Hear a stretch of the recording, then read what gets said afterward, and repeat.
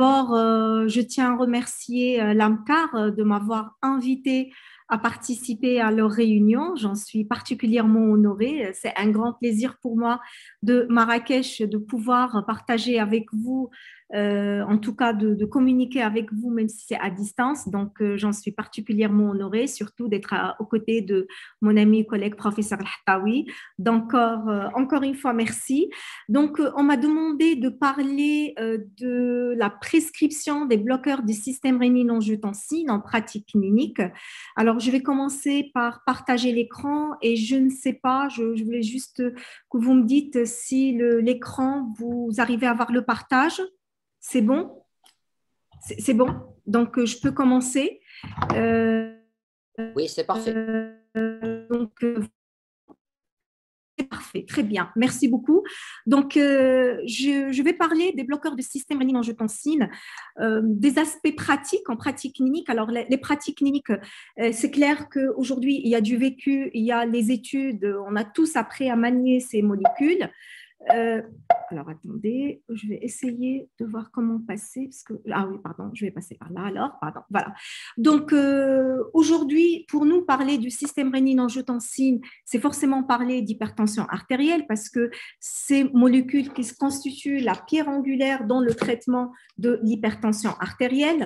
Et on sait tous que, comme l'a dit tout à l'heure dans notre discussion, professeur Denis, qu'on soit cardiologue, néphrologue, endocrinologue, médecin généraliste, dans notre pratique, on est censé prendre en charge ces patients hypertendus. Et je pense que tous, notre objectif majeur, au-delà des chiffres tensionnés, c'est de pouvoir protéger les organes nobles, la cible de cette hypertension artérielle, qui sont le cerveau, le cœur et le rein. Donc, éviter l'AVC, éviter l'infarctus du myocarde ou l'insuffisance cardiaque et évidemment éviter l'insuffisance rénale. Donc ces molécules occupent une place prépondérante, c'est le cœur d'intérêt de toutes les sociétés savantes et aujourd'hui on a appris à les connaître, on a appris à les manipuler parce que ça fait plus de 40 ans déjà qu'on les utilise. Je pense que depuis les premières molécules dans les années, fin des années 80, le premier USC, le captopril et d'autres. Et donc, on a appris à les connaître, à connaître leurs plus, leurs moins, leurs bénéfices, leurs effets secondaires, leur tolérance. Et à partir de là, je pense qu'on a assez de recul pour voir aujourd'hui qu'en est-il de ces molécules. Est-ce qu'ils sont différentes? Est-ce qu'ils sont les mêmes? Comment on peut les utiliser en pratique? Je pense dans ce sens, je pense parmi vous avez entendu parler du problème RAS fact-checking qui a consisté à regarder, à faire une revue de la littérature exhaustive de toutes les publications, évidemment, qui se respectent sur les bloqueurs du système rénine-angiotensine et essayer de faire le point sur les choses qu'on connaît, sur les faits avérés et peut-être aussi les fake news. Et bien sûr, c'est un programme qui était très riche puisque ça comportait plus de 10 modules qui a abordé l'hypertension artérielle et les bloqueurs du système rénine-angiotensine depuis les évidences jusqu'à la prescription et les patients particuliers. On a parlé du diabétique, on a parlé du sujet âgé, de l'insuffisant rénal. Et moi, j'ai trouvé ce qui était intéressant, en tout cas, c'est parler aujourd'hui, vous partager avec vous aujourd'hui 4 points qui sont à la base des résultats qui ont été vus par les différentes publications. Et je sais que vous êtes tous des scientifiques avérés qui suivez de près les publications. On a vu beaucoup de changements dans les recommandations, on avait beaucoup de changements dans la perception des molécules. Et c'est pour ça que j'ai essayé de voir avec vous. Est-ce que les bloqueurs de système rénine-angiotensine sont tous les mêmes? Est-ce qu'ils agissent de la même façon? Au sein même d'une famille du bloqueur du système rénine-angiotensine, est-ce que toutes les molécules se valent? Après, je vais parler de la protection cardiovasculaire aussi bien chez le patient diabétique que non diabétique et surtout aussi la protection rénale, notamment chez le patient diabétique. Alors, pour commencer, on va parler de modalités d'action des bloqueurs du système rénine-angiotensine. Vous savez tous, le système rénine-angiotensine, c'est un système extrêmement sophistiqué. On sait aujourd'hui comment le bloquer et avec les connaissances, on sait qu'on peut le bloquer dès le début, c'est-à-dire avec les inhibiteurs directs de la rénine. Malheureusement, ces molécules, la liskirène, qui ont été enterrées vivants, ou en tout cas enterrées précocement, probablement, on a dit d'une absence de bénéfice ou de mauvaise tolérance, mais je pense aussi que ce ne sont pas des molécules pour le moment qui ont fait leur preuve. Donc, on va oublier pour le moment les inhibiteurs directs de la rénine et on va rester sur les 2 grandes familles qui sont là pour le moment. C'est bloquer le système rénine-angiotensine par les enzymes de conversion ou par les antagonistes de l'angiotensine 2. Alors, les premières molécules utilisées, c'était les inhibiteurs d'enzymes de conversion. On va bloquer la production de l'angiotensine 2. Et donc, à ce niveau-là, on ne va pas avoir la production de l'angiotensine 2 et on a une autre possibilité de faire, c'est laisser l'angiotensine 2 se produire et bloquer l'action sur le récepteur AT1. Et ce sont les artans qu'on utilise aussi depuis très longtemps avec beaucoup de recul et beaucoup de résultats. Mais quand on parle de bloqueur de système rénine-angiotensine, on regarde bien ce côté de bloquer le système rénine-angiotensine, mais il y a évidemment là la physiologie, les études fondamentales ont démontré qu'il y a aussi un côté latéral qui peut être aussi intéressant, même si ce côté latéral assez souvent pointé du doigt, qui est l'action sur la bradykinin, l'absence du clivage de bradykinin en dérivés inactifs, qui sont les effets uniquement des inhibiteurs d'enzymes de conversion. Et on sait tous qu'on pointe ces inhibiteurs d'enzymes de conversion à cause des effets néfastes, réputés d'être néfastes, de la bradykinin, qui est l'atout qui reste un effet secondaire minime, qui n'est pas dangereux et qui d'abord, il faut prouver l'imputabilité à l'IEC et qui se voit aussi bien avec les IEC que les ARA2. Mais cette bradykinin n'a pas que d'effets néfastes sur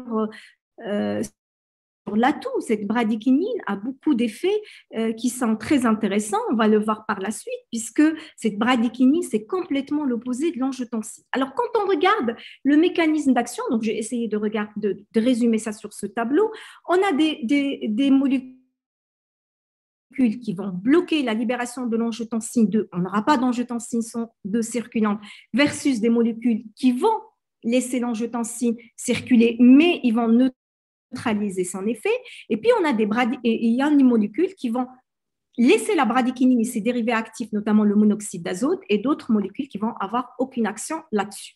Alors, l'angiotensine 2, on le sait tous, c'est la substance néfaste par excellence, c'est la principale substance vasoconstrictrice, c'est elle qui est responsable de tous les effets délétères du système rénine-angiotensine. Et assez souvent, on peut se poser la question, est-ce que le fait de ne pas bloquer complètement la libération d'angiotensine 2 n'est pas quelque chose, on va dire, néfaste en soi? On va essayer de voir ça par la suite. Quoi qu'il en soit, on sait qu'aujourd'hui, on a deux grandes familles. Dans l'aboutissement final, c'est de bloquer le système rénine-angiotensine, mais qui agissent différemment. Une va garder un taux d'angiotensine 2 circulant équivalent, mais qui est neutralisé, qui sont des bloqueurs des artans, et on sait que l'angiotensine 2 est hautement incriminée dans tous les phénomènes pro-inflammatoires, pro-fibrosants et la vasoconstriction. Et on a des bloqueurs d'enzymes de conversion qui vont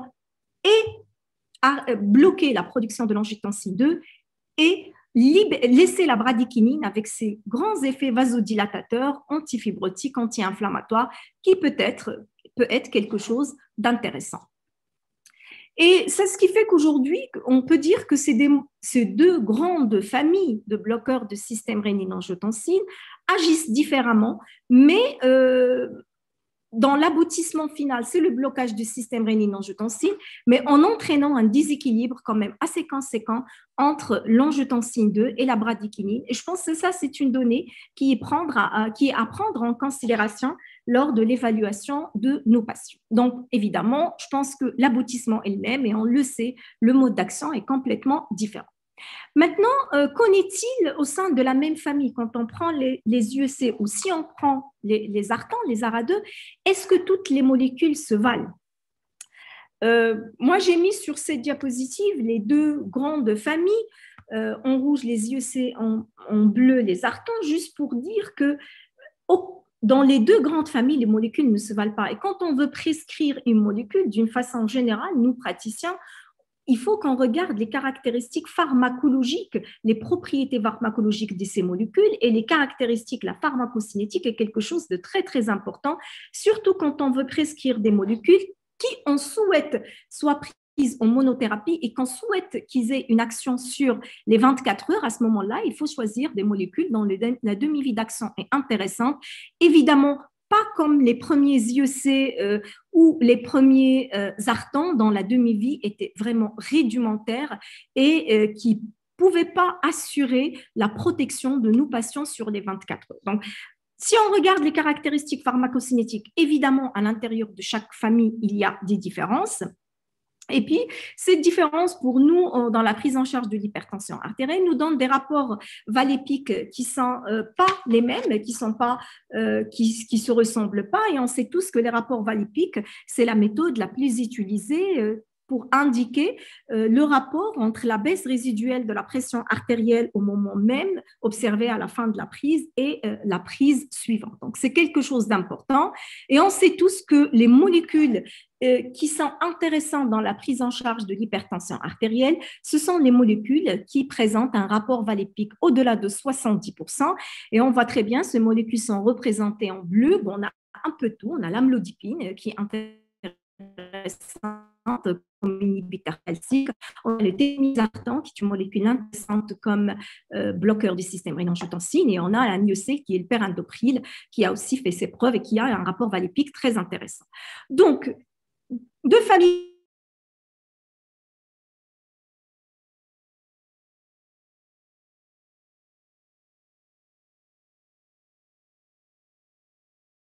données scientifiques basées sur des preuves pour choisir les molécules les plus intéressantes pour nos patients.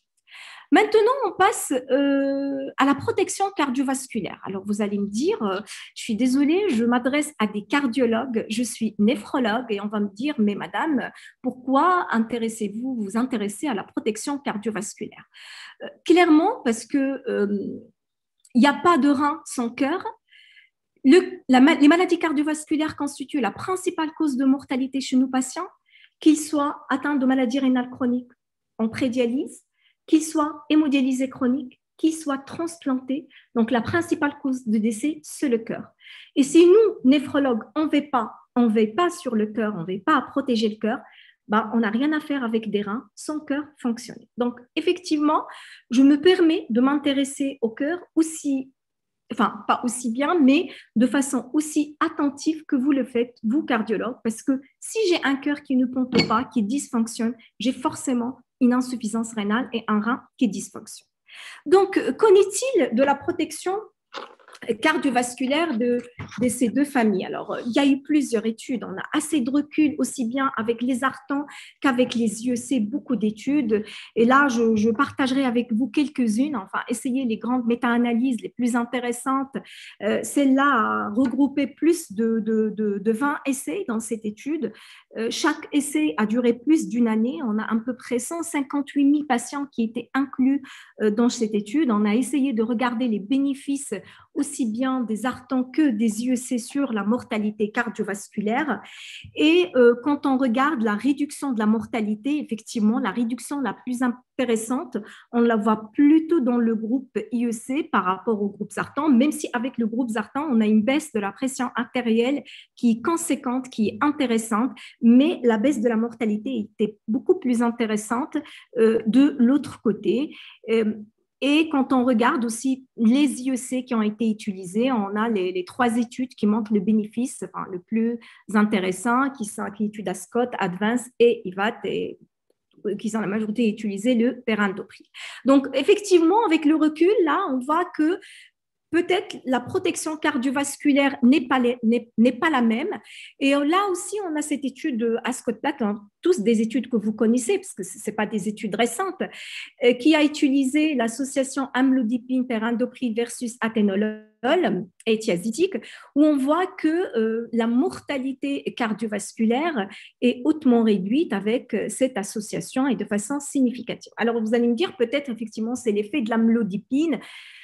Je ne sais pas, c'est vrai, l'amlodipine a probablement aidé à baisser les chiffres tensionnels, mais il n'y a pas que l'amlodipine et les chiffres tensionnels, puisque regardez en dessous, on a d'autres études, on a des associations avec des ARTAN et aussi l'amlodipine, et vous savez tous qu'aujourd'hui, l'association ARTAN-amlodipine constitue une des associations la plus fréquemment prescrites dans notre pratique clinique, et on ne voit pas de différence quant à la mortalité cardiovasculaire ni la mortalité toute cause confondue. Donc, c'est quelque chose qui, en tout cas, moi, personnellement, me rend perplexe. Je me pose la question pourquoi. Si on arrive à baisser la pression artérielle de la même façon, pourquoi on n'arrive pas à protéger le cœur de la même façon? Ça a été démontré aussi dans cette méta-analyse qui a regroupé 26 essais. Là aussi, plus de 100 000 patients qui ont été inclus dans cette étude. Et là, les auteurs ont trouvé à peu près les mêmes résultats. Ils concluent que, bon, il faut utiliser les IEC comme bloqueurs du système rénine-angiotensine en première intention et les ARTAN en seconde intention, effectivement, s'il y a une contre-indication ou une mauvaise tolérance. Et donc, comme je vous disais, ça me laisse un peu perplexe parce que je me dis, mais pourquoi on a utilisé les ARTAN pendant des années et on assiste à une baisse des chiffres tensionnels, mais aujourd'hui, vous et moi, on n'est pas là pour voir la baisse des chiffres tensionnels. Alors, je me dis, c'est pour ça que j'ai souhaité commencer ma présentation par les mécanismes d'action. Est-ce que finalement, cette action sur la bradykinin et le fait qu'on a un taux de bradykinin circulant et de suffisant pour permettre à une action vasodilatatrice antifibrotique, antithrombotique, ne serait-il pas le point positif qui permet d'améliorer en tout cas la survie ou le pronostic cardiovasculaire de nos patients? Toujours dans le même ordre d'idée, il y a cette méta-analyse. Alors, je ne sais pas, j'ai pas mis parce que il y a eu au début des années 2000 des publications, enfin, qui disait qu'il y avait le paradoxe des ARA2 avec l'augmentation du risque d'infarctus du myocarde. Et dans ce sens, il y a eu d'autres méta-analyses qui ont été réalisées pour essayer d'éclaircir ce point. Et on a ce papier de Bangalore qui est une belle méta-analyse qui a regroupé plus de 147 000 patients, donc à peu près 150 000 patients. Ils ont essayé de regarder justement les bénéfices ou en tout cas, ils sont partis de la question, est-ce que les bloqueurs de système rénine-angiotensine, est-ce que les ARA2, les ARTAN sont impliqués dans l'augmentation du risque d'infarctus du myocarde? Fort heureusement, leur réponse était non, ils n'ont pas trouvé qu'il y a une augmentation du risque d'infarctus du myocarde. Néanmoins, ils concluent en disant que malgré une baisse tensionnelle intéressante avec les bloqueurs du système rénine-angiotensine, ils n'ont pas pu démontrer un effet bénéfique quant à la prévention ou le pronostic, la prévention secondaire d'infarctus du myocarde dans cette famille. Donc, effectivement, cette méta-analyse a été designée pour éclaircir et fort heureusement ou enlever l'ombre gris sur cette imputabilité avec l'infarctus du myocarde, mais ils n'ont pas pu prouver que ça protège. Donc aujourd'hui, je pense qu'en tout cas, à la lumière de la littérature, à la lumière des études, il ne semble pas que les deux molécules procurent la même protection cardiovasculaire. Mais là-dessus, je pense que moi, je dis toujours, et ça, c'est mon point de vue personnel, il y a les études, il y a les méta-analyses, il y a la science, il y a aussi le vécu et le sentiment. Peut-être que mes amis cardiologues ont un autre sentiment, peut-être qu'ils voient les choses différemment parce que effectivement, pour moi, en pratique clinique, le vécu, notre sentiment par rapport à une molécule est quelque chose d'important. Donc, je pense que la parenthèse est ouverte là-dessus. Et enfin, j'arrive au bloqueur du système rénine-angiotensine et le patient diabétique. Alors, pourquoi le patient diabétique? Le patient diabétique, c'est notre patient de tous les jours. C'est notre patient qui clairement présente le diabète. En lui seul, c'est une grande maladie.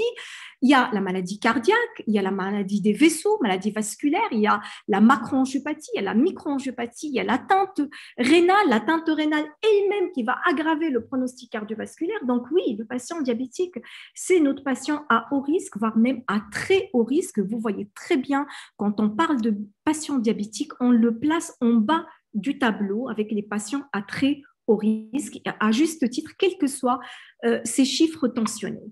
Et là, je partage avec vous les recommandations de la Société européenne d'hypertension et la Société européenne de cardiologie, et je pense aussi, c'est notre objectif tous aujourd'hui, c'est de pouvoir faire une prescription à la carte, c'est-à-dire, oui, mettre le point sur la cible tensionnelle pour chaque patient en fonction, de l'âge. Donc, ils définissent deux groupes de patients, moins de 65 ans, 10 patients jeunes, et plus de 65 ans, patients âgés, mais aussi en fonction des comorbidités associées, un simple hypertendu, un diabétique, un patient qui a une maladie rénale chronique ou un patient qui a présenté un accident vasculaire cérébral. Et comme vous le voyez ici, bon, on a les cibles tensionnelles. On peut parler aussi longtemps des cibles tensionnelles. On voit très bien que le patient diabétique hypertendu, on cible une pression artérielle de 130 mm/mercure, mais clairement, ce qui est nouveau dans ces recommandations, c'est qu'on met en rouge un point à ne pas franchir, ne pas descendre en dessous de 120. Et ça a été prouvé aussi bien chez le patient diabétique, chez le patient présentant une maladie rénale chronique et le patient coronarien, que quand on descend au-dessous de 120 pour la systolique et 70 pour la diastolique, on perd le bénéfice de protection et on a ce qu'on appelle la courbe en J avec le risque de voir plus d'infarctus, plus d'insuffisance rénale. Et moi, je dis toujours, c'est que il faut pas que ça soit le mieux est l'ennemi du bien. Il faut bien faire pour le patient, mais il ne faut pas en faire trop non plus. Et Dieu sait qu'atteindre la cible de 130 mm/mercure est quelque chose de difficile à atteindre dans le tri, voire parfois une quadrithérapie. Donc voilà, la cible tensionnelle, ça va être 130 mm/mercure pour la systolique chez le patient diabétique. Et ces patients à haut risque, aujourd'hui aussi, les mêmes recommandations disent que ces patients, vu qu'ils sont très hypertendus, vu qu'ils ont beaucoup de comorbidités, c'est clairement le type de patient pour qui il faut commencer par une bithérapie d'emblée. Et c'est pour ça que j'ai commencé ma présentation par le fait que les bloqueurs du système rénine-angiotensine sont au cœur de la prise en charge de l'hypertension artérielle, parce qu'aujourd'hui, on voit les recommandations plaçant les bloqueurs du système rénine-angiotensine comme la première molécule à prescrire en association soit avec un inhibiteur calcique, soit avec un diurétique. Alors, pour ma part, moi, néphrologue, je préfère toujours commencer l'association avec un bloqueur du système rénine-angiotensine avec des diurétiques. Pourquoi? Parce qu'il y a d'une part une synergie d'action, certes, mais il y a aussi un effet potentialisant l'effet secondaire majeur qu'on risque, nous, c'est l'hypercalémie avec les bloqueurs du système rénine-angiotensine. Et quand on met du diurétique, on peut équilibrer cette balance. Alors, bloqueur du système rénine-angiotensine avec des diurétiques ou avec des inhibiteurs calciques. Si les patients sont équilibrés, tant mieux. Sinon, on passe à une vitesse supérieure. C'est bloqueur système rénine-angiotensine, inhibiteur calcique et diurétique. Ça sera la trithérapie. Aussi, les recommandations préconisent, et à juste titre, de préférer les associations fixes. Pourquoi? Parce que ça permet d'assurer une meilleure observance du traitement de nos patients. Nos patients, là, diabétiques, hypertendus, coronariens, il va prendre le traitement antihypertenseur, il va prendre l'antidiabétique oral, il va prendre l'aspirine, il va prendre la statine.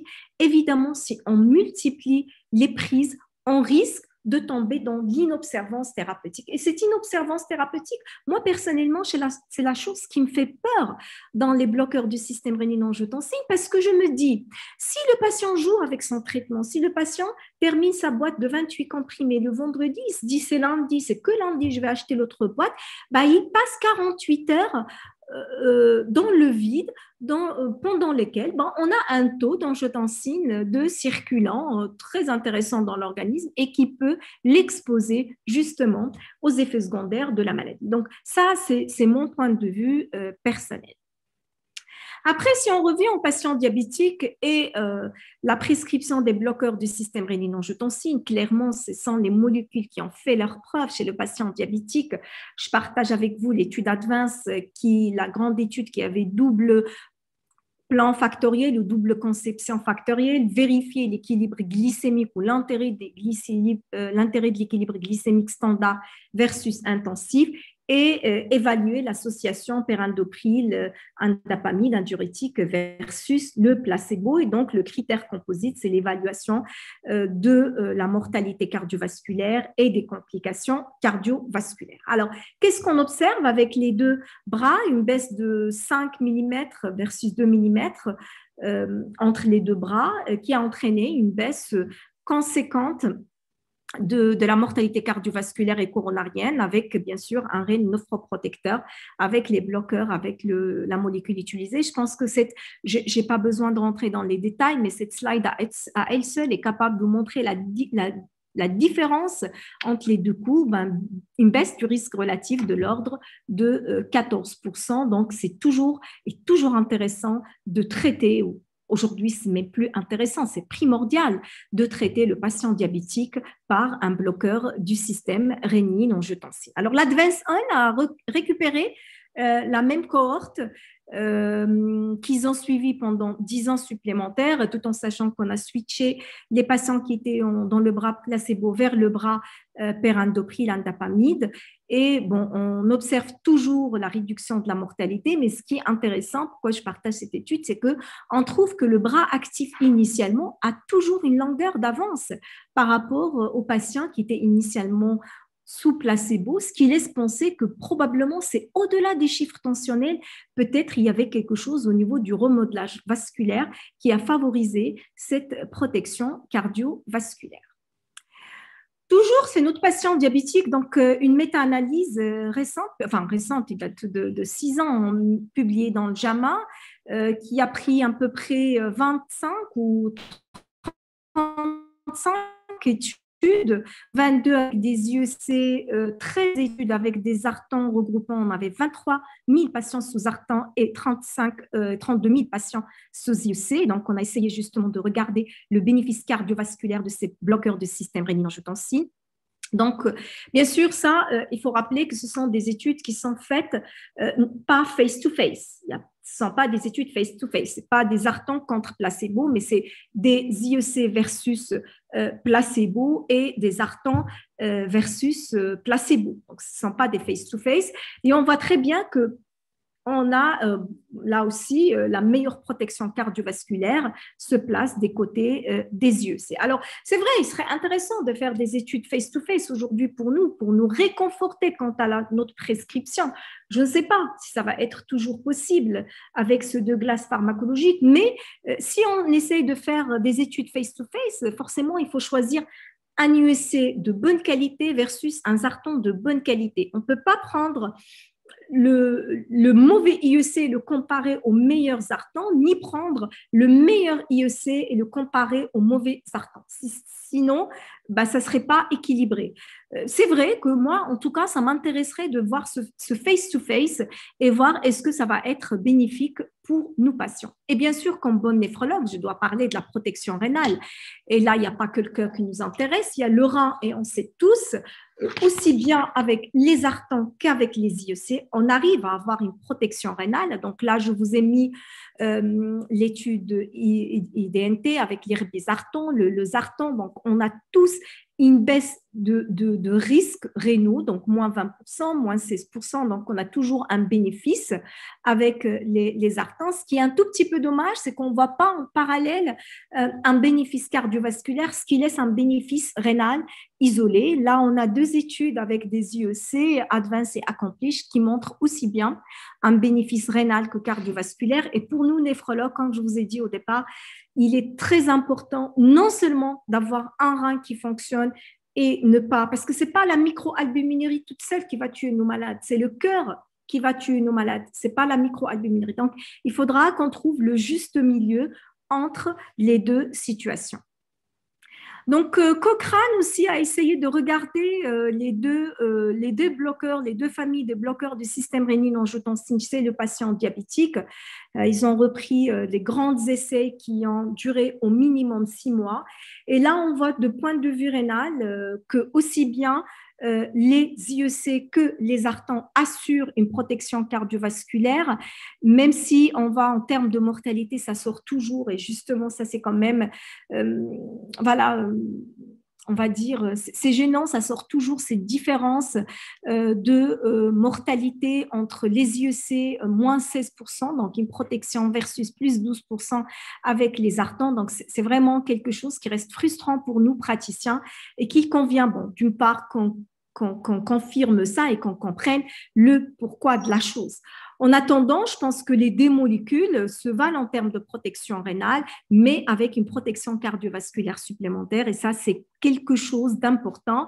Et on voit très bien ici les auteurs qui concluent que les effets bénéfiques des IEC sont uniformes. On peut les utiliser comme premier choix pour la prévention primaire de la maladie rénale chronique.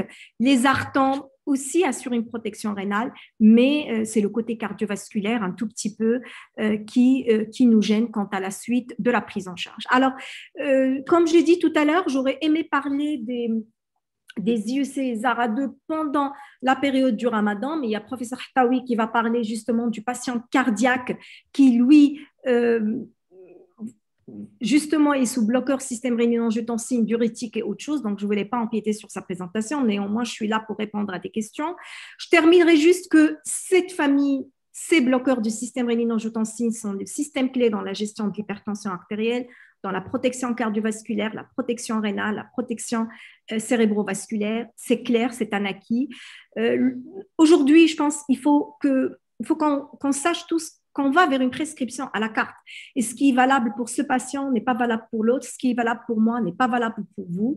Il faut que notre prescription se base sur des données évidentes et des evidence-based medicine. Et ça change tous les jours.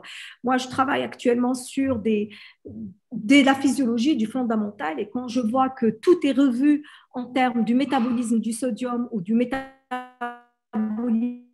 du calcium et du phosphore, je me dis, voilà, tout change. Aussi, autrefois, on parlait beaucoup du patient diabétique qui va évoluer vers l'insuffisance rénale via la microalbuminurie puis la macroalbuminurie. Aujourd'hui, on sait très bien qu'on a le diabétique polyprotéinurique qui va arriver vers l'insuffisance rénale sans passer par le stade de protéinurie, c'est le maladie vasculaire. Donc, ça change et on est là pour suivre, pour apprendre et pour comprendre. Et je vous remercie de votre attention. Merci, professeur Aouad, pour cette brillante communication et qui va certainement interpeller un certain nombre de nos collègues. Alors, je voulais juste discuter avec vous un certain nombre de points. Bien sûr. Et je voudrais un peu, en ces 10 minutes, avoir peut-être un dialogue cardio-néphrologique. Alors, une des premières questions que peut se poser le cardiologue, c'est par rapport aux prescriptions d'IEC ou d'ARA2, peu importe l'IEC ou l'ARA2. Donc, généralement, à cette prescription, on assiste au tout début à une petite élévation de créatinémie, à une petite diminution du débit de filtration glomérulaire, ce qui peut amener parfois certains à arrêter l'IEC ou l'ARA2, alors que sachant que cette petite baisse de débit de filtration glomérulaire est le garant de la néphroprotection au long cours. On perd à court terme, mais on gagne énormément au long cours. Est-ce que vous pouvez donner un message rassurant par rapport à ça? Très bien, merci beaucoup, professeur Denis. Oui, les bloqueurs du système rénine-angiotensine peuvent donner une aggravation de la fonction rénale. Il y a une augmentation physiologique qui ne doit pas tolérer les 20% de la créatinine initiale. C'est-à-dire que si j'ai un malade qui, au moment de la prescription, était sous 10 mg, j'arrondis le chiffre, le fait qu'il passe sous 14 mg après le premier mois ne devrait pas m'affoler. Il ne faut pas qu'il y ait de l'affolement. Il faut que je me dise, j'ai une augmentation qui ne dépasse pas les 20%, je vais continuer, je vais suivre ce qui se passe. S'il revient dans 2 semaines et qu'il est à 18 mg, là, ça ne va pas. Là, ça ne va pas. Il n'y a aucun bénéfice à l'IEC et l'ARA2. Nous, on se dit, là, c'est un rein qui ne tolère pas les bloqueurs du système rénine-angiotensine. Donc, en pratique, qu'est-ce qu'il faut faire? On prescrit les bloqueurs du système rénine-angiotensine dans les 10 jours suivant la prescription initiale, contrôle, durée, créate, potassium. Si on a une augmentation de moins de 20%, on continue nos bloqueurs du système rénine-angiotensine. On explique aux patients. Mais nous, ça nous arrive, je pense, vous aussi. Alors là, le patient qui revient me voir, mais docteur, vous m'avez donné un médicament et j'ai lu que ça donne une insuffisance rénale. Ben, évidemment, je suis néphrologue. Je sais qu'il peut donner une insuffisance rénale, mais je rassure le patient. Et avant, j'explique au patient qu'il peut avoir une augmentation de la créatinine. Donc oui, on peut tolérer l'augmentation tant qu'elle est inférieure à 20% du chiffre initial. J'ai pris 10 mg pour arrondir, c'est-à-dire 12, 10 mg, c'est 1 plus 1, ça fait 12. S'il est à 12 mg, je tolère. Si elle est au-delà, je commence quand même, je recontrôle dans 2 semaines. Si ça grimpe, j'arrête les bloqueurs du système rénine-angiotensine. Là, c'est un patient qui ne va pas en bénéficier. Ça, d'une part. D'autre part, chez qui prescrire les bloqueurs du système rénine-angiotensine? Et là, je pense que c'est une question ancienne, on la connaît tous. Dès que le DFG est inférieur à 30 millilitres minute, et je parle de DFG et pas de créatinine, il n'y a aucun intérêt à prescrire un bloqueur du système rénine-angiotensine. Parce que on va le prescrire, il va y avoir cette augmentation de 20%, tu vas le rapprocher plus de l'insuffisance rénale terminale que tu vas l'éloigner. Par contre, et ça c'est important, je n'arrête jamais un bloqueur du système rénine-angiotensin qui est là pendant des années chez quelqu'un qui est à 30 ou 25 millilitres de clairance et qui est stable. S'il ne présente pas d'hypercalémie, assez souvent, comme j'ai dit, j'essaie toujours d'associer un diurétique parce que pour moi, un diurétique avec un bloqueur du système rénine-angiotensin, c'est quelque chose d'intéressant pour pallier aux effets secondaires. Il y a de nouveaux concepts auxquels de plus en plus les cardiologues s'intéressent, en particulier à la néphroprotection. Et on a vu l'année dernière une publication, une étude qui n'est pas encore publiée, qui va sortir, qui s'appelle Dapasikidi, qui parle de la place de la dapagliflozine, inhibiteur SGLT2, Ouais. qui assure une néphroprotection et les chiffres sont impressionnants. Ça, on arrive à des concepts d'une diminution de presque de 40% du doublement de créatinine, d'une diminution de la microalbuminurie, le passage à la macroalbuminurie de 50%, de retarder le fait d'aller en dialyse. Et on a cette année IMPA Kidney qui va sortir avec l'impagliflozine. Est-ce que les néphrologues s'intéressent aux inhibiteurs SGLT2? Est-ce que vous les prescrivez? Pour le moment, non. Pour le moment, non, on ne les prescrit pas. Je pense qu'on s'intéresse pour voir les résultats de l'étude, ce qu'il en est, tout en sachant aujourd'hui, quand je vous ai dit, il y a aussi des changements de concept, des changements d'histoire naturelle.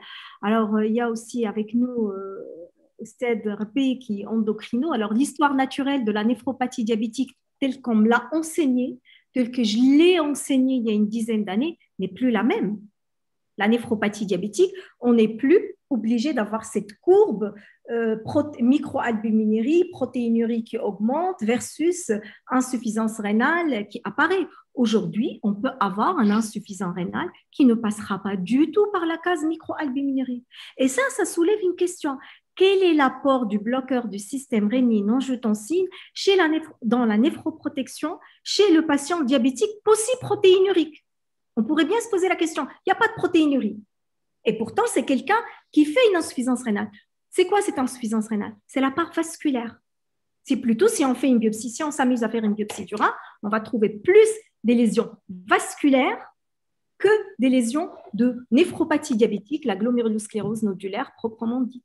Donc, c'est qu'il y a une étude, par exemple, qui s'appelle Crédence avec la canagliflozine, et j'ai vu des extrapolations où on peut retarder la dialyse de 15 ans, c'est-à-dire sur une néphropathie diabétique. Donc, il y a tout un changement de paradigme auquel nous assistons. Alors, autre piste qui est intéressante sur la néphroprotection, ce sont les nouveaux anti-aldostéroniens. Et en particulier, on a la phénarénone. J'ai vu l'étude Fidelio chez les diabétiques qui diminue la néphroprotection. Alors, qui affecte une néphroprotection, qui diminue l'albuminurie.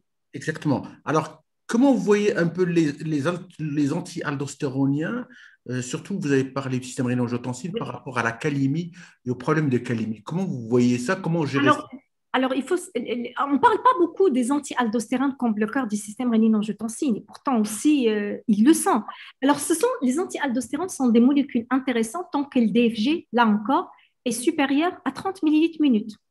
Tant que le DFG est supérieur à 30 millilitres minute, ces molécules sont intéressantes parce qu'ils vont diminuer la volémie, ils vont diminuer la précharge, ils vont diminuer la réabsorption du sodium et on ne va pas s'inquiéter beaucoup pour l'excrétion du potassium.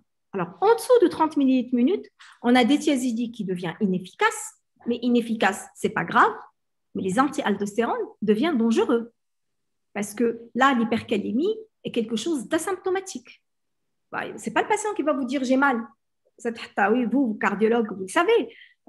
Nous, l'expérience, vous savez très bien, professeur Denis, on a nous, patients qui décèdent au volant de leur voiture par l'hypercalémie. Il arrive à sa séance de dialyse, au stop, il est mort.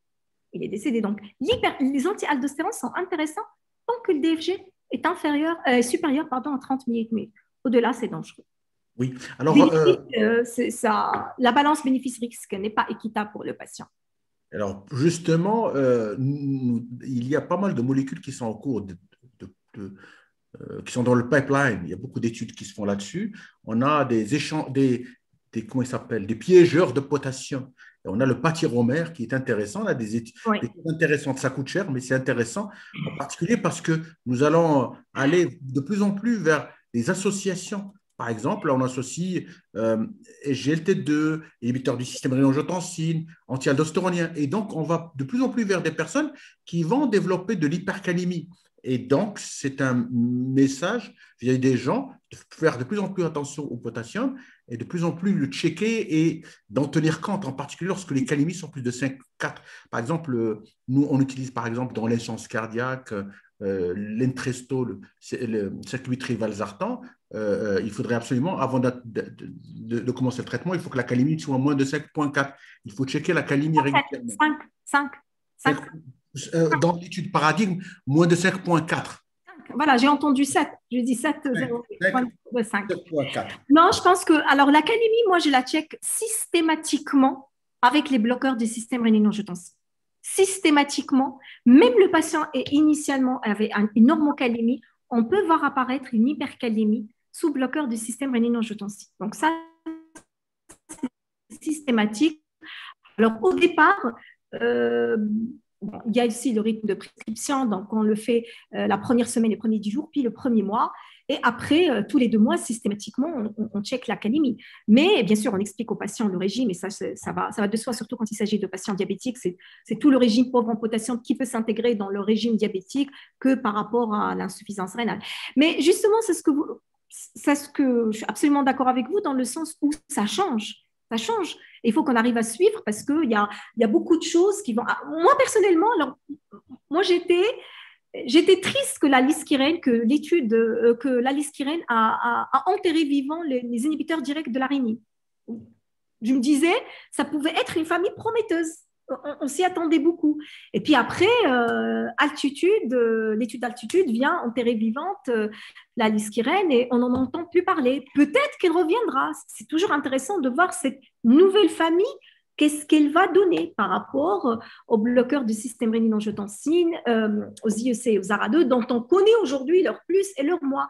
Donc, je pense que ça change et aussi, je pense qu'il faut qu'on ait du recul pour pouvoir interpréter, pour pouvoir lire entre les lignes et avoir notre vécu. Moi, notre vécu, pour moi, c'est quelque chose de très important. Alors, vous avez dit tout à l'heure en off, vous avez dit que vous n'autorisez pas le jeûne pour les personnes qui ont un DFG moins de 30, c'est ça? Oui, moins de 30 minutes. Alors, je ne veux pas intervenir. On peut discuter de ça après la présentation de professeur Taoui. Moi, alors, je n'autorise pas le jeûne pour moins de 30 minutes. Aussi, je ne l'ai pas dit tout à l'heure, quand un patient vient d'être mis sous bloqueur du système rénine-angiotensine, c'est-à-dire moins de 4 semaines, je lui recommande pas le jeûne. Et comme je vous ai dit, je fais un contrôle. Après la première, s'il insiste, il jeûne et après la première semaine, je fais un contrôle de la fonction rénale. C'est-à-dire quelqu'un chez qui je viens de démarrer le bloqueur du système rénine-angiotensine, je n'ai pas, de base, je n'ai pas envie de les perdre, de les envoyer dans la nature. Alors encore moins s'ils sont soumis à une situation de déshydratation, s'ils sont en plus sous diurétique. Alors heureusement, alhamdoulilah, là pour le moment, on a le mois de Ramadan qui vient sur des mois tendres. Je peux vous assurer que Mrakch, quand il fait 40 ou 45 degrés et que la rupture du jeûne elle est à 20h ou 20h30, je vous assure que c'est un peu compliqué pour les patients. Alors, je vois un peu les questions qui sont devant moi. Alors, il y a un orateur, un orateur ou pas un orateur, mais un présent qui dit « Bonsoir, pour la protection cardiovasculaire, IEC et ARA2 font match égal dans l'étude On Target, 25 000 patients. » Bon, c'est un commentaire, on ne va pas en discuter parce que sinon… Alors, oui, mais On Target, là aussi, je pense à ce que j'ai dit, si on prend un mauvais IEC versus un très bon ARA2, bah, ça ne va pas là. Ce n'est pas un match égal. Donc, voilà. C'est pour ça que j'ai dit tout à l'heure, il faut un face-to-face, mais un face-to-face qui se respecte. Donc, vous êtes d'accord que tout ça, ce n'est que de l'extrapolation en absence de face-to-face? Non, écoutez, je pense que, moi je l'ai dit, il y a les études, on analyse, on regarde, on a les données basées les preuves, les données basées sur les preuves, mais on a aussi notre vécu. Et probablement, vous avez le vôtre, moi, j'ai le mien. Ouais. Nous, néphrologues aussi, on a les nôtres et vous êtes bien placés pour le savoir. Donc, nous, par exemple, mais vraiment, ça n'a rien à voir en termes de néphroprotection et même chez le patient non diabétique, moi, l'IEC, pas moi seulement, les équipes néphrologues, en termes de néphroprotection, les IEC chez le patient non diabétique déjà, pour nous, ils font mieux. Et ça, c'est notre vécu et c'est les résultats. Donc, voilà, il y a le vécu, il y a les résultats des études, parce que les résultats des études, ce sont des longues cohortes avec des méta-analyses. Et voilà. Bon, Alors, je pense aussi, réellement, je pense aussi que ces résultats, bon, il y a toujours l'industrie, mais je pense qu'il y a l'industrie d'un côté comme il y en a de l'autre. Donc, je pense que nous, en tant que scientifiques, bon, on va prendre les résultats, on va les analyser, on va essayer de lire entre les lignes. C'est très important d'apprendre à lire entre les lignes pour pouvoir se faire une idée de ce qui est bon ou pas bon. Alors, rapidement, alors, devant quel signe clinique il faut rompre le jeûne? Est-ce qu'il y a un horaire idéal pour prendre le traitement antihypertenseur? Comment changer un ARA2? Il y a un professeur de cette Ok, oui. Alors, on attendra tout à l'heure. Alors, une question pour vous, Inès, si vous permettez. Alors, oui, pour les hémodialysés, vous préférez les mettre sous IEC ou sous ARA2? Alors, très bonne question. Déjà, quand on arrive au stade d'hémodialyse, regardez le DFG, on peut l'oublier. Ça, j'avais une très belle courbe. Au stade de dialyse, il n'y a plus de néphroprotection. Il y a la mort rénale. Donc, qu'est-ce qu'on regarde pendant la dialyse? On regarde le cœur. C'est le cœur. Si on n'a pas un cœur qui marche, bon, on n'a pas un patient en dialyse. Et donc, forcément, on les met sous bloqueur du système rénine-angiotensine. Moi, personnellement, je mets sous IEC, mais peut-être qu'il y a des collègues qui mettent sous Artan. Le plus important, un bloqueur du système rénine-angiotensine est très important pour un patient hémodialysé chronique, pour gérer son hypertension artérielle, parce qu'il n'y a plus la volémie, il n'y a plus la volodépendance, ils n'ont plus de diurèse. Il faut bloquer le système rénine-angiotensine. Ça, c'est très important. Et là, on ne regarde plus la fonction rénale, il y a la mort rénale. Alors, si vous avez, c'est mon ami, le professeur Salima Abdelali. Si vous avez un choix chez le diabétique, quel chiffre préférez-vous? 140 sur 90 ou inférieur à 120-70? 120, non, je n'irai pas. Et moi, je dirais le chiffre qu'il tolère le mieux, aussi bien de point de vue rénal, parce qu'on sait quand on baisse beaucoup la pression artérielle systolique, on peut avoir une hypoperfusion rénale. Donc, ce qui va tolérer, lui, déjà, qui n'est pas d'hypotension orthostatique, et qui va tolérer aussi bien de point de vue rénal, et je pense que vous aussi, ce qui serait mieux pour ses coronaires. Mais Dieu sait, et vous le savez mieux que moi, qu'atteindre déjà 130 mm mercure chez un diabétique, il faut se réveiller de bonne heure. C'est déjà dur à atteindre. Alors, une toute dernière question, c'est pour les protéinuriques. Alors, est-ce que les IEC sont indiqués en présence d'une protéinurie chez les non hypertendus? Et que pensez-vous de l'association IEC-ARA2, même s'il est contre-indiqué, mais en présence d'une forte protéinurie? Alors, protéinurie, pression artérielle normale, oui, bloqueur du système rénine-angiotensine. À effet antiprotéinurique, on commence par des petites doses, le soir et on regarde la tolérance tensionnelle et la tolérance. Donc oui, même si le patient est normotendu, s'il est protéinurique, bloqueur du système rénine-angiotensine. Il n'y a pas photo. Maintenant, association IEC-ARA2, forget it, il faut l'oublier. Ça, c'est une association enterrée vivante depuis en target et puis l'étude altitude avec la liskirène. Et je pense que c'est ce qui a fait, je ne vais pas le dire, mais probablement c'est ce qui a fait, c'est ce qui a enterré aussi les inhibiteurs directs de la rénine. Non, on n'associe plus les IEC et les ARA2 chez un patient protéinurique, qui soit normotendu ou hypertendu. Ça ne fait plus partie des recommandations ni des suggestions. En tout cas, nous, ben, il ne me reste qu'à vous remercier pour votre super participation et votre brillante communication. Et bravo encore. Et avec plaisir. Et je vais passer la parole au professeur. Restez avec nous. Hein. Bien sûr. Ah, mais non. La soirée est extrêmement… Elle est là pour nous. Merci. Donc, la parole est au professeur Gharbi. À vous la parole, cher ami. Merci, professeur.